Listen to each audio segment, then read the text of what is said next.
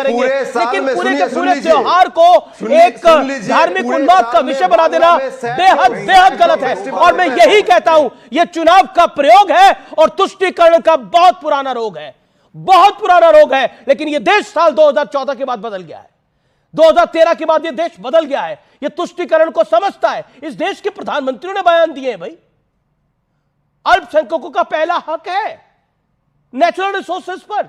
विज्ञान भवन में यह भाषण हुआ था।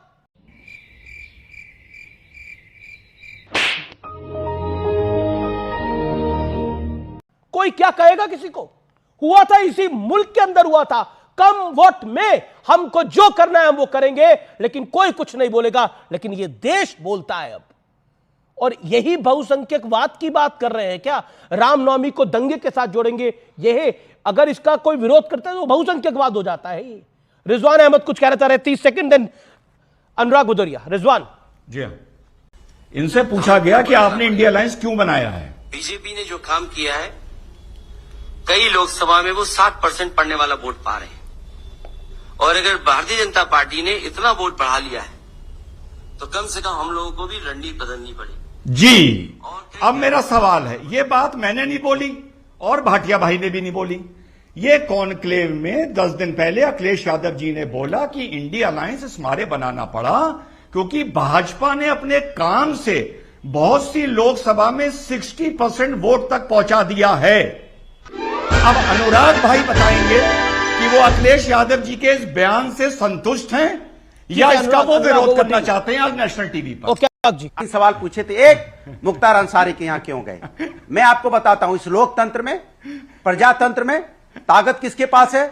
जनता की अदालत के पास है। जनता की अदालत सुप्रीम अदालत होती है। वही जनता लगातार उस परिवार को जिताती आ रही है। अगर जी 5 जीता, जनता जिता रही है, हम नहीं जिता रहे हैं। और जिसको जनता जिताती है उसका सभी सम्मान करते हैं। वो लोकसभा में बैठता है और राज्यसभा में बैठता है, जाके यहां विधानसभा में बैठता है।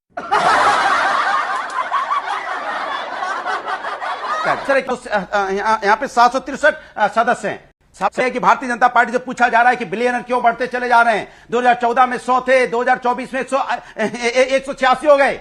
गरीब होता जा रहा है, किसान की इनकम बढ़ती जा रही, 27 रुपए पर डे आ गई, लेकिन अरबपतियों की संपत्ति 280% बढ़ गई। कहां से भाई? देश में कर्जा 205 लाख। ये बात आपने 10 मिनट पहले भी बोली। 81% इसी दमखम के साथ बड़ा सूम सा सवाल, कोई भी तीनों में से जवाब दे दे। अगर अनुराग नहीं देना चाहते, विचलित हो नहीं। अखिलेश यादव पहले कॉन्क्लेव में बोला कि इंडिया अलायंस इस मारे करना पड़ा क्योंकि भाजपा ने अपने काम से कहीं कहीं 60% वोट तक पहुंच गई है।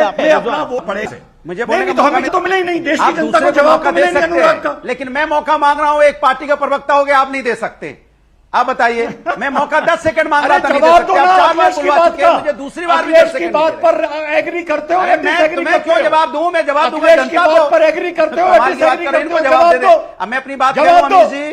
अमीर जी मैं आपको संबोधित कर रहा हूं। अमीर जी मैं आपको संबोधित कर रहा हूं। आप एंकरिंग कर रहे हैं अमीर जी, मैं आपको संबोधित करके अपनी बात कहना चाहता हूं। इस देश के अंदर में 83% युवा बेरोजगार है, या आईएलओ की रिपोर्ट है। देश पे 205 लाख करोड़ का कर्जा है, जो यहां जीडीपी का 81% है। सम्राट चौधरी इसी देश का है और बिहार का उप मुख्यमंत्री है। क्या कहता है बेटियों के बारे में?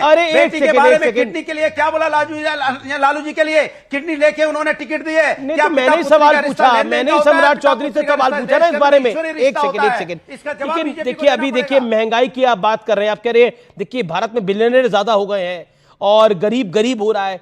मेरे को यह समझ में नहीं आ रहा, क्या मुख्तार अंसारी के घर जाकर विकास की कोई नई यात्रा शुरू हो जाएगी क्या?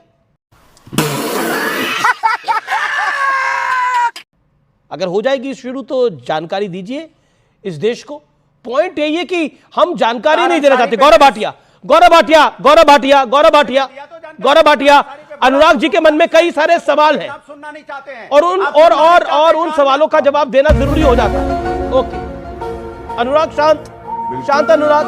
देखिए गौरव जी 40 सेकंड। ये कहना गलत नहीं होगा कि सपा के प्रवक्ता सेल्फ गोल के पेले बन गए हैं। क्यों?